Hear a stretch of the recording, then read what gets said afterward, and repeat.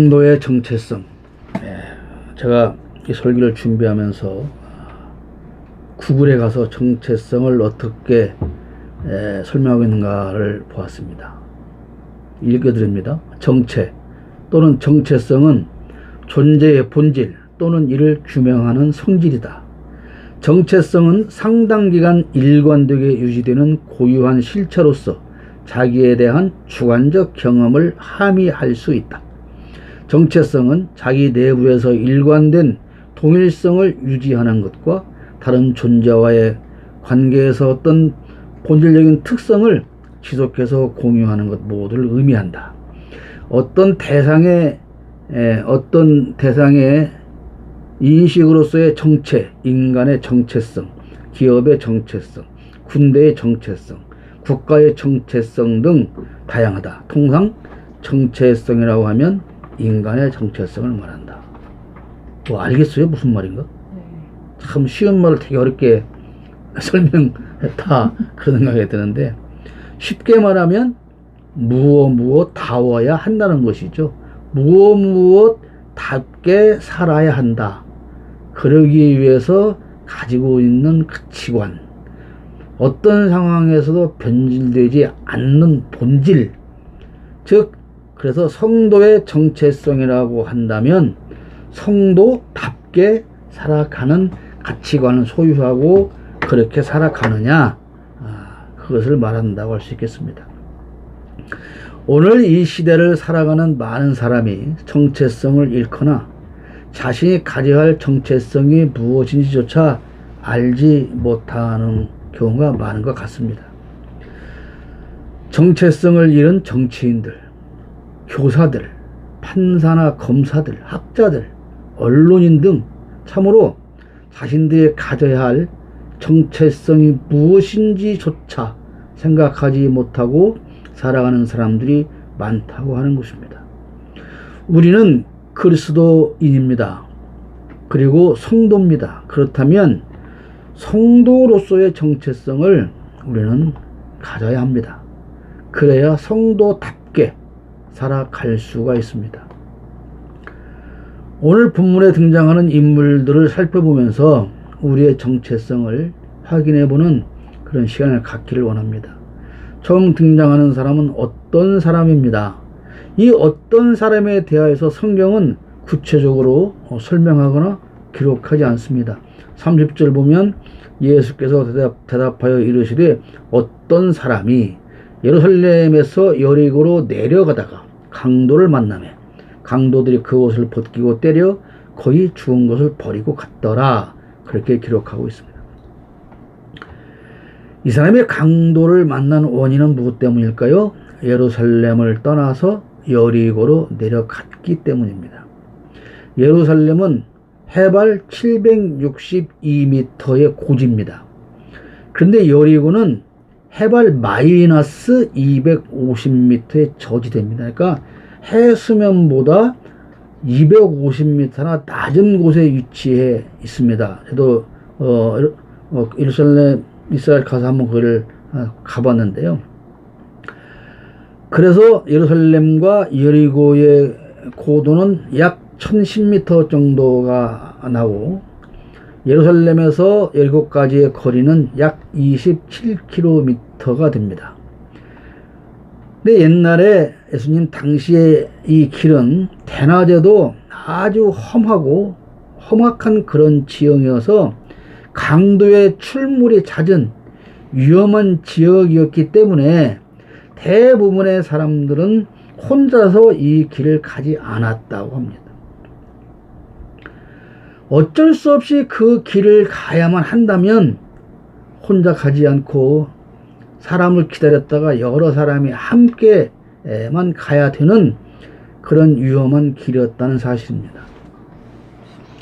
예루살렘은 성전이 있는 곳, 즉 교회를 상징합니다. 여리고는 저주받은 곳, 세상을 의미합니다. 내려갔다고 하는 것은 교회를 떠나서 세상으로 내려갔다는 것, 즉 신앙의 퇴보를 말합니다. 강도는 마귀를 의미합니다. 그러니까 어떤 사람이 예루살렘을 떠나서 여리고로 내려가다가 강도를 만났다고 하는 것은 어떤 성도가 신앙을 버리고 세상으로 나가다가 강도를 만나서 그 상황이 더욱더 어렵게 되었다라는 것을 말하는 것이죠. 강도 만난 결과 어떻게 되었습니까? 옷 벗김을 당하고 맞아서 거반 죽게 되었어요. 우리가 신앙을 버리고 세상으로 나가는 것은 상황이 어려워졌기 때문에 그렇습니다. 그러나 인간적인 생각으로 교회를 떠나면 오히려 그 상황은 더욱 어려워지고 가진 것마저 잃게 되고 몸은 병들고 만신장애가 되는 것입니다. 흔히 이렇게 말하죠. 자, 우리가 어려움 당한 사람들한테 교회 나가서 예수 믿고 문제 해결 받읍시다. 예, 저도 교회 가고 싶습니다. 그런데 이 문제만 해결되면 제가 교회로 갈 것입니다. 그런 거죠. 야, 너 몸에 때가 많으니까 목욕탕 가서 씻자. 예, 저도 목욕탕 가고 싶습니다. 다만 이 때를 씻고 나면 목욕탕 가겠습니다. 라고 하는 것과 같은 것이죠. 교회를 떠나서 예수를 떠나서 세상에서 내 문제를 어떻게 무엇으로 해결함을 받아서 그리고 나서 상황이 안정되어지면 교회로 간다는 것입니까? 내 병을 고치고 나면 병원에 가겠습니다 라는 것과 같이 잘못된 말이죠. 우리가 어려울 때일수록 그러므로 신앙을 지켜야 되고 교회를 떠나지 않아야 되는 것이죠. 아무리 어려워도 신앙을 버리면 안 됩니다. 하나님의 떡집이라고 하는 뜻의 이름을 가진 베델에서 흉년을 만나니까 이 흉년을 피해서 모압으로 이민을 간 나오미의 가족이 있었습니다. 어떻게 되었습니까? 10년 이민 생활의 결과 남은 것은 빈털터리 새 과부뿐이었습니다. 이민을 갈 때 가지고 갔던 것마저 다 잃어버렸고 이민을 갈 때 동행했던 남편과 두 아들도 다 잃어버리고 상황은 더욱더 꼬여서 만신창이가 되어 볼 수밖에 없었다고 하는 것이죠. 결국 그녀는 가지고 간 것마저 다 잃고 빈손으로 다시 베델로 돌아와야 했습니다. 어렵다고 교회를 떠나면 더욱더 어려운 상황이 되어서 교회로 돌아오게 됩니다. 그러므로 교회를 떠나면 안 됩니다. 교회를 떠나면 안 된다는 것은 신앙을 버리면 안 된다는 것을 말합니다. 하나님의 품을 떠나면 안 된다는 것을 말합니다. 끝까지 인내하고 견뎌야 합니다. 강도를 만난 어떤 사람은 그리스도인의 정체성을 잃어버린 세속적인 성도를 의미합니다. 그리스도인의 정체성은 어떤 경우에도 세상으로 내려가지 않는 것입니다. 두 번째는 어떤 사람이 나옵니까? 종교 지도자가 등장을 합니다. 제사장과 레위인. 그러나 이 두 종교 지도자들은 죽게 된 나그네를 보았지만 피해서 지나갔습니다. 31절 32절 보면 마침 한 제사장이 그 길로 내려가다가 그를 보고 피하여 지나가고 또 이와 같이 한 레위인도 그곳에 이르러 그를 보고 피하여 지나가되 그랬습니다. 자, 이 종교 지도자들을 굳이 오늘로 말한다면 제사장은 목회자쯤으로 레위인은 장로나 권사 등 교회 중직자 정도로 해석을 할 수가 있을 것입니다.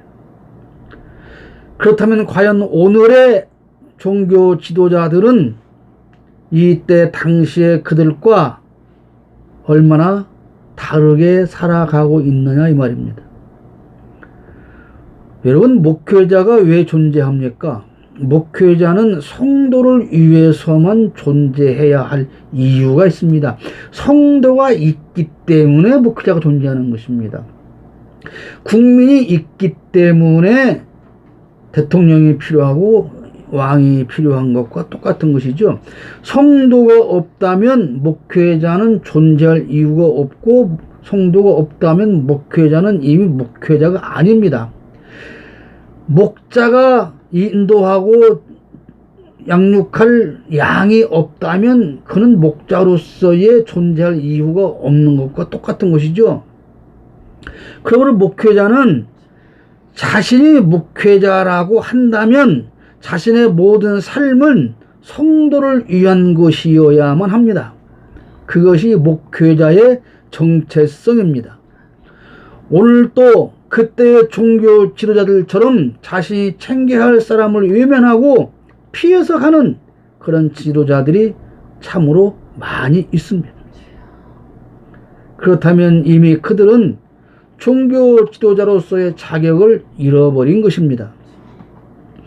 이런 지도자들 아래서 정체성이 사라져버린 지도자들 아래서 신앙교육을 받는 성도들이 있다면 그 성도들 역시 제대로 된 가치관과 정체성을 갖지 못하는 것은 당연한 일일 것입니다.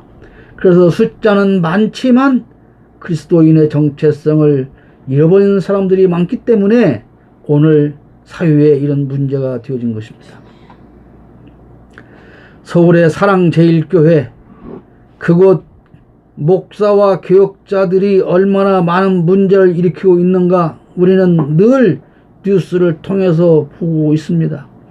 그 동네가 재개발되는데 협상해주지 않아서 교회가 강제 철거를 당해야 됩니다. 철거하러 가면 교인들이 떼물러 와서 그걸 방해합니다. 지금 이 한 주간 동안 그 사랑제일교회에서 코로나 이 확진자가 수십 명이 나왔습니다. 그래서 성도가 지금 검사를 받으러 가는데 부교역자가 전화해서 왜 지금 어디 갑니까? 왜 지금 그 검사를 받으러 갑니까? 당장 돌아오라고 전화해서 검사 받으러 가는 것을 막습니다. 서울시청에서 그렇게 호소를 함에도 불구하고 대규모 집회를 강행했습니다. 어저께 서울 시내가 난리가 났어요. 우리 선배 신앙인들이 신앙의 정체성을 지키기 위해서 일제에 항거하고 순교의 피를 쏟으며 죽어갔습니다. 그런데 광복절에 목사라는 이름을 가진 인간들과 기독교인이라고 하는 자들이 일장기를 앞세워서 거리로 쏟아져 나와서 하나님과 예수님의 영광을 짓밟고 온 기독교인과 교회를 욕먹이고 있습니다. 어찌 그 일장기를 들고 우길기를 들고 나와서 그 일본 가서 해야 되는 거 아닙니까? 일본 가서 독립된 것이 억울하다는 것입니까? 그러면 우리의 선배, 그들의 선배 신앙인들이 흘린 순교의 피는 잘못 뿌렸다는 것입니까?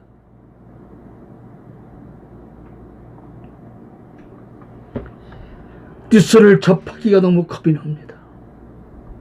스마트폰을 열어서 뉴스를 검색하지 않으려 해도 이 내용들이 얼마나 많이 떠오르는지, 얼마나 더 목사라는 작자와 그를 추종하는 가짜 기독교인들이 참 기독교인과 하나님 예수님의 명예를 땅에 떨어뜨리고 영광을 가리고 욕을 먹게 해야 하는지 참으로 궁금합니다. 청공이라는 인간과 그를 추종하는 그 무리들, 그들은 과연 어떤 정체성을 가졌을까요? 저 사람들을 그리스도인이라고 할 수 없습니다. 정말 독사의 자식들과 같은 존재일 뿐입니다. 여러분, 사기꾼도 정체성을 지켜야 할까요? 강도도 정체성을 지켜야 할까요? 그럼 강도도 자기 정체성을 지켜서 열심히 강도답게 살아야 할까요? 이들은 독사의 정체성을 가지고 독사의 정체성을 지키기 위해서 살아가는 사람들일까요? 정말 부끄러워서 예수 믿는 사람이라고 말을 할 수조차 없는 이 지경이 되어버리고 말았습니다. 우리는 하나님의 음성을 들어야 됩니다. 왜? 하나님을 예배하는 예배당에서 예배하는 자유를 우리가 잃어버리게 되었는지, 무엇을 잘못해서 그렇게 되었는지 우리는 돌아봐야 됩니다. 왜 코로나가 왔는지를 돌아봐야 되고, 왜 이렇게 집중 폭우로 인한 피해가 우리에게 다가왔는지 우리는 하나님의 경고하시는 음성을 들어야 합니다. 이사야 선지자가 말한 것처럼 정수리부터 머리부터 정수리부터 발끝까지 다 온몸에 상하고 병들고 멍들었는데도 아직도 자기의 처지를 모르고 발광하며 다니는 이 무리들, 정말 답답한 현실입니다. 세 번째 등장하는 사람은 우리가 너무 잘 아는 사마리아 사람입니다.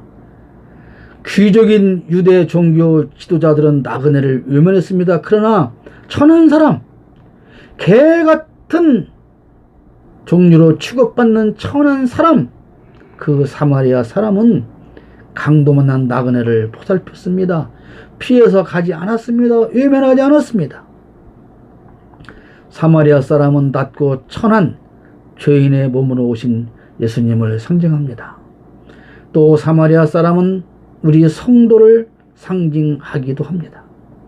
우리는 오늘 사마리아 사람의 행동을 보면서 우리 기독교인이 가져야 할 정체성이 무엇인지 그것을 생각해 보고자 하는 것입니다.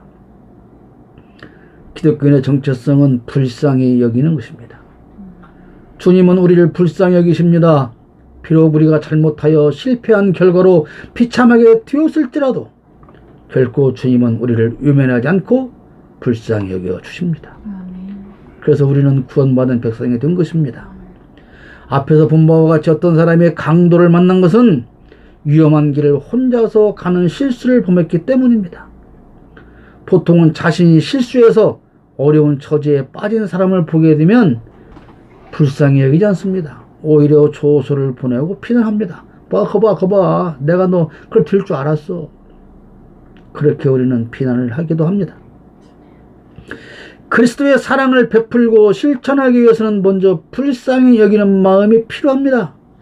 그것이 예수님께서 가르치신 원수까지도 사랑할 수 있는 시작점이 되는 것입니다. 예수님이 우리를 불쌍히 여기지 않았다면 우리는 구원받을 수가 없습니다. 불쌍히 여기는 마음이 없다면 나를 대접하는 사람만 대접하고 그들만 사랑하게 될 것입니다. 불쌍히 여기는 것과 반대되는 것은 우월감을 느끼는 것입니다. 어려운 처지에 있는 사람과 눈을 맞추지 못한다면 우리도 결국 그들을 피해서 갈 수밖에 없을 것입니다. 불쌍히 여겨야 합니다. 그리고 기름과 포도주를 상처에 붓고 싸매야 합니다. 여기에서의 기름은 성령을 의미합니다. 포도주는 그리스도의 보혈을 의미합니다. 영혼에 상처가 난 사람은 성령과 그리스도의 보혈 말고는 그 어떤 것으로도 치유를 받을 수가 없습니다. 우리 주변에 상처난 사람은 얼마든지 있습니다. 그런데 우리는 그들을 싸매기는커녕 오히려 아픈 상처에 고춧가루를 붓는 것과 같이 그들을 더 아프게 하는 경우가 참으로 많이 있다는 사실입니다. 넘어져서 무릎에 피가 나는 아이는 엄마가 안아주는 것만으로도 아픔을 잊고 울음을 멈춥니다. 진정한 싸매은 마음으로 그들에게 다가가는 것입니다. 진정한 싸매은 말을 많이 해주는 것이 아닙니다. 그저 묵묵히 말없이 안아주는 것만으로도 그 아픈 사람은 위로받게 됩니다. 그리스도의 마음을 품고 진정한 마음으로 이웃의 상처를 싸맬 수 있는 그런 성도가 되어야 합니다. 그것이 그리스도인의 정체성을 인정받는 것입니다. 주님의 심장으로 가는 것이 중요합니다. 주님의 마음으로 만나는 것이 중요하다는 것입니다. 주막으로 데리고 가야 합니다. 주막은 교회를 상징합니다. 상한 영혼을 치료하기 위해서는 교회로 가야 합니다. 우리가 전도라는 이름으로 이웃을 인도하는 것은 교세를 키우기 위한 목적이 아닙니다. 어떻게든 사람 숫자를 늘려서 큰 교회로 만들려는 목적으로 전도하는 것이라면 그것은 잘못된 것입니다. 과거 신학교에서 우리는 목회학을 배웠습니다. 그런데 목회학은 영혼을 돌보는 것에 초점이 맞춰져 있지 않았습니다. 목회학은 다른 말로 하면 교회 성장학이었습니다. 너희가 이제 개척을 했다. 그러면 어떻게 100명을 확보할 것이냐? 100명을 확보했다. 그러면 어떻게 200명으로 늘려갈 것이냐? 200명을 늘려갔냐? 그러면 어떻게 해서 500명을 모을 것이냐? 마치 다단계 회사처럼, 다단계 회사가 회원수를 늘려가는 것처럼 그렇게 키우는 법만 가르치고 배워서 오늘 한국 교회가 이렇게 된 것입니다.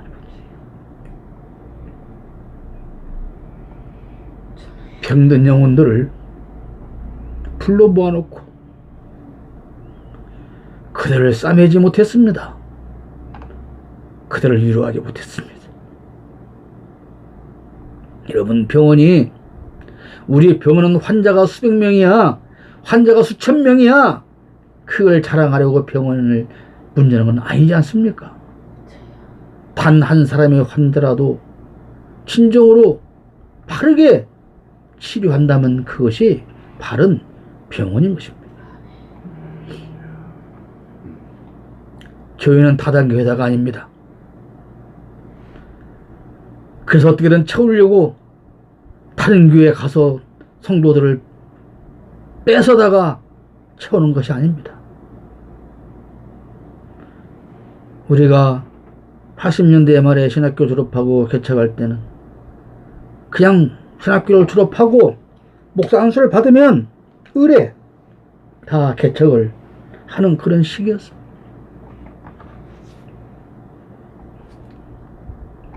만나면 인사가 그거였습니다. 몇 명 모여? 그래? 살만하겠네 이제. 그렇게 몇 명 안 모여서 어떻게 먹고 살아? 그런 대화를 우리는 전혀 부끄러움 없이 주고받았습니다. 그러면서 비난하는 사람들이 교회도 사업이다! 이렇게 말하면 핏대를 올리고 그들과 싸웠는데 돌아보면 사업이었습니다. 진정으로 이웃을 불쌍히 여기고 그 상처를 싸매고 치유하기 위한 진심을 가지고 전도해야만 합니다. 전도의 초점은 교회가 아닙니다. 상한 영혼입니다. 묵묵히 자신이 할 일을 하다 보면 자신도 모르는 사이에 유명한 사람이 되고 인정받는 것처럼 한 영혼을 불쌍히 여기고 싸매다 보면 교인의 수는 늘어나게 되는 것입니다. 주인이 어느 목자에게 양 한 쌍을 맡겼습니다. 그런데 그날부터 목자가 어떻게 해야 이 양의 숫자를 늘릴 것이냐를 고민한다면 그건 잘못된 것입니다. 주인이 맡긴 한 쌍의 양을 최선을 다해서 먹이고 양육을 하면 때가 되면 거기서 새끼가 나고 또 나게 해서 숫자가 늘어나는 것입니다. 제가 환경단체 일을 처음에 하면서 한 번도 내 자신이 무슨 기사거리가 될 거라든가 뉴스에 나올 거라고 생각을 해본 적은 한 번도 없습니다. 그런데 누군가가 일을 가지고 왔고 이것은 해야 할 일이구나 생각하고 하다 보니 어느 날 많은 사람들이 알게 되더라는 것입니다. 불쌍한 영혼, 상처받은 영혼들을 하나님 앞으로 인도하는 것이 우리가 할 일이고 그것이 그리스도인의 정체성입니다. 지극히 작은 것으로 봉사하는 그것이 성도의 정체성입니다. 사마리아인이 강도 만난 자를 주막에 맡기고 가면서 주인에게 준 돈은 2데나리온이었습니다. 큰 액수의 돈이 아닙니다. 2데나리온은 이틀분의 노동자 임금입니다. 오늘로 말하면 겨우 20-30만 원에 해당되는 작은 돈입니다. 누가복음 16장 10절에 이렇게 말씀하십니다. 지극히 작은 것에 충성된 자는 큰 것에도 충성되고 지극히 작은 것에 불의한 자는 큰 것에도 불의하니라. 작은 것으로 충성하고 작은 것으로 구제하고 작은 것으로 선교하고 작은 것으로 봉사를 시작하는 것이 중요합니다. 우리 식목 공동체는 4명이 작게 시작했습니다. 아니 마지막까지 우리 4명으로서만 같이 가게 될지도 모릅니다. 아니 줄어들 수도 있고 더 늘어날 수 있을지 그건 우리가 염려하거나 생각해야 할 일이 아닙니다. 하나님께서 우리 4명으로 하여금 해야 할 일을 맡기셨을 때 그것이 우리가 해야 할 일인 것을 알고 묵묵히 그 일을 감당하며 우리의 정체성을 가지고 간다면 하나님이 인정하실 때 더 큰 일을 맡길 수도 있고 안 맡길 수도 있고 그것은 하나님이 하실 일입니다. 우리는 그저 정체성을 가지고 내가 할 수 있는 범위 내에서 묵묵히 최선을 다해 나갈 뿐입니다. 제가 이렇게 유튜브 영상 올리고 하는 일을 정말 열심히 하는 것도 한 사람이라도 혹시 유튜브를 지나다니다가 한 사람이라도 이 부족한 설교를 한번 들은 것 때문에 그 인생이 바뀔 사람이 있다면 얼마나 감사한 일인가. 물론 한 사람도 안 볼 수도 있고 변화되지 않을 수도 있지만 그럼에도 불구하고 이 일을 열심히 하는 것입니다. 주막 주인이 등장합니다. 우리는 동시에 주막 주인의 역할도 잘 감당해야 합니다. 주막 주인은 목회자를 상징합니다. 그러나 동시에 성도를 의미하기도 합니다. 성도는 교회에 들어온 다른 성도들을 잘 돌봐야 합니다. 언제까지나 나 자신의 상처만 바라보면서 위로받기를 바라고 도움만 요청하는 성도라면 그것은 문제라고 할 수 있습니다. 아픈 사람은 다른 아픈 사람을 돌보지 못합니다.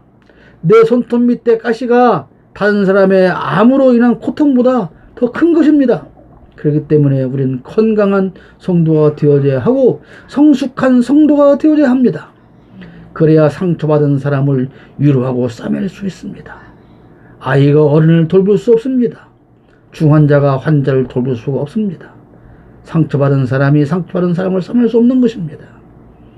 언제까지나 내 문제만 가지고 아파하지 말고 선한 사마리아인과 같은 예수님을 만나서 치유받고 건강한 성도가 되어서 우리 또한 사마리아 사람과 같은 주막 주인과 같은 삶을 살아가야 될 줄로 믿습니다. 우리는 성도의 정체성을 회복해야 합니다. 오늘 우리 그리스도인 중에 정체성을 잃고 사는 사람들이 너무나도 많습니다. 아니 어쩌면 모든 성도가 모든 그리스도인이 다 각자가 가져야 할 정체성을 잃고 사는지도 모르겠습니다. 정체성을 잃은 다른 사람을 탓하고 비난하기 전에 우리부터 성도의 정체성을 회복해야 합니다. 상처난 영혼을 불쌍히 여기고 그 상처를 싸매고 지친 영혼을 예수 앞으로 인도하고 지극히 작은 일에 충성하며 봉사하고 성숙하고 건강한 성도가 되기를 힘쓰고 그렇게 기도하는 저와 여러분 되기를 축복합니다. 오늘 이 시간에 나를 돌아보고 점검하기를 바랍니다. 나는 그리스도인으로서 성도로서 정체성을 가지고 있는가 말입니다.